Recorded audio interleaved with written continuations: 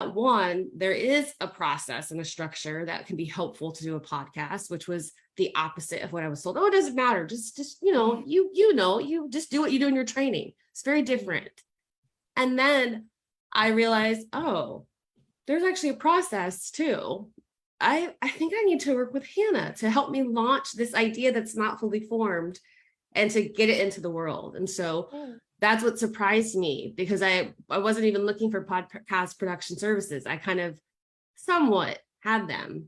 And so, that's what surprised me, because I was like, okay, I've got to change companies. That's really interesting. And I love what you said there, because I think a lot of people are been given that advice that, just get on the mic and just record whatever comes to your mind, or do it like you would your trainings. And I absolutely think that, yes, we can repurpose our trainings into podcast episodes. But I feel like, especially for your first 5 episodes, you want them to be so powerful, because those are the ones that people are coming to first, and that's going to get you some traction on your podcast. You want it to be powerful. You want it to really showcase you. And so having some structure behind it is really, really useful.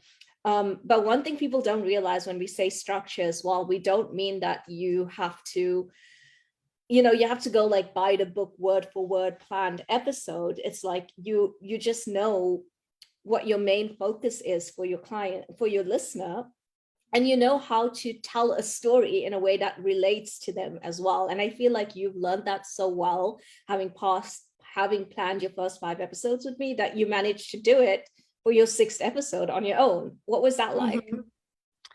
Well, it felt, how could I say it? It's about getting a clarity.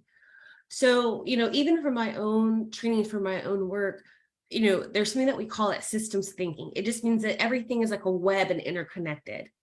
And so that's great to be able to have that ability to hold systems or network thinking where everything's interconnected. And sometimes that makes telling a story difficult, because there's 16 components of the story, but to tell all of that in a podcast, it'll be boring and overwhelming. So one of the things that a structure helped do, really, it's not even a structure. It does make it sound rigid. Really, it's more of a recipe, right? Not to be so on brand, but really a recipe tells you like what really needs to go in a thing. And then you can decide, I want to add a little cumin. I want to add a little paprika and like an extra clove of garlic. You can play once you kind of know like what needs to go in here for sure. That's not going to overwhelm. That's going to tantalize the palate.